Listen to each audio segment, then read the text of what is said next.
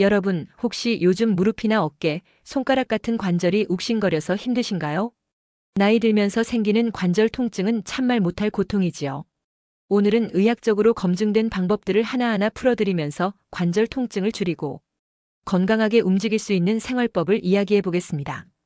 편안하게 끝까지 들으시면서 나도 조금씩 따라해봐야겠다 생각해 보시면 좋겠습니다. 관절 통증은 왜 생기는 걸까요? 가장 흔한 이유는 바로 퇴행성 관절염입니다. 쉽게 말하면 뼈와 뼈 사이에서 완충작용을 해주는 연골이 닳아 없어지면서 생기는 통증이에요. 연골이 닳으면 뼈끼리 마찰이 생기니까 움직일 때마다 시큰거리고 붓고 심하면 계단 오르내릴 때 무릎이 꺾이는 느낌이 들기도 하지요. 또 오래 서 있거나 무리하게 운동할 때 혹은 젊었을 때 다친 경험 때문에도 관절에 무리가 갈 수 있습니다. 특히 날씨가 습하거나 기온이 떨어질 때 통증이 심해지기도 하지요. 이런 것들이 우리가 흔히 겪는 관절 통증의 큰 원인입니다. 그렇다면 우리가 일상에서 어떤 노력을 하면 관절이 덜 아플까요? 먼저 말씀드리고 싶은 건 적절한 체중 유지입니다. 체중이 늘어나면 무릎 관절에 주는 부담이 커집니다. 보통 체중이 1kg 늘면 무릎은 3, 4kg의 압력을 더 받는다고 해요. 그러니 작은 체중 변화가 무릎 건강에 큰 영향을 주지요.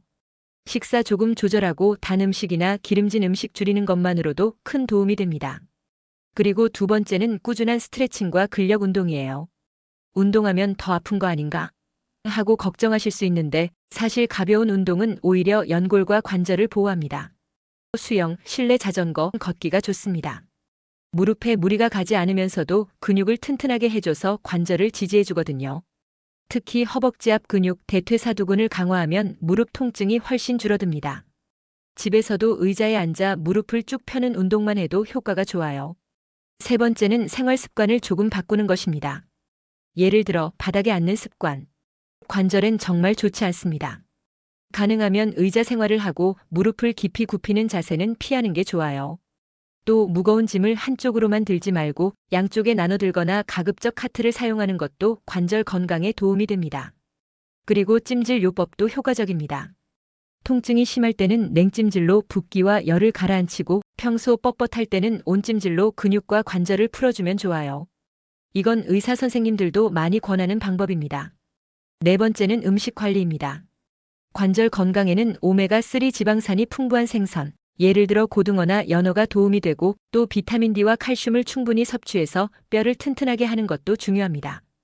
콩류나 두부 같은 단백질 음식도 연골 건강에 좋은 영향을 줘요.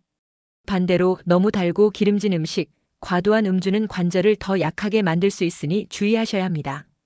필요하다면 의사와 상담해서 글루코사민이나 콘드로이틴 같은 영양제를 드시는 것도 도움이 됩니다만 반드시 전문의와 상의하고 드시는 게 안전합니다. 혹시 통증이 계속 심하다면 절대 혼자 참지 마시고 정형외과 전문의 진료를 받으셔야 합니다. 무엇보다 중요한 건 참다가 병을 키우지 말자는 겁니다. 조기에 치료를 시작하면 수술까지 가지 않아도 되거든요. 오늘은 관절 통증을 줄이는 생활 습관과 관리법을 차분히 나눠봤습니다. 정리해보면 첫째, 체중 관리. 둘째, 가벼운 운동과 스트레칭. 셋째, 무릎을 혹사하지 않는 생활 습관. 넷째, 올바른 음식과 영양 관리. 다섯째, 필요하면 전문 진료. 이 5가지만 잘 지켜도 관절은 훨씬 편안해집니다. 여러분, 관절은 한번 망가지면 되돌리기 어렵습니다. 그래서 오늘 말씀드린 작은 습관들이 정말 소중합니다. 이 순간부터 무릎과 어깨, 손가락을 위해서 작은 변화를 시작해 보시길 바랍니다. 오늘도 함께 해주셔서 감사합니다. 다음 시간에도 여러분에게 도움이 되는 이야기로 찾아뵙겠습니다. 편안한 하루 되시길 바랍니다.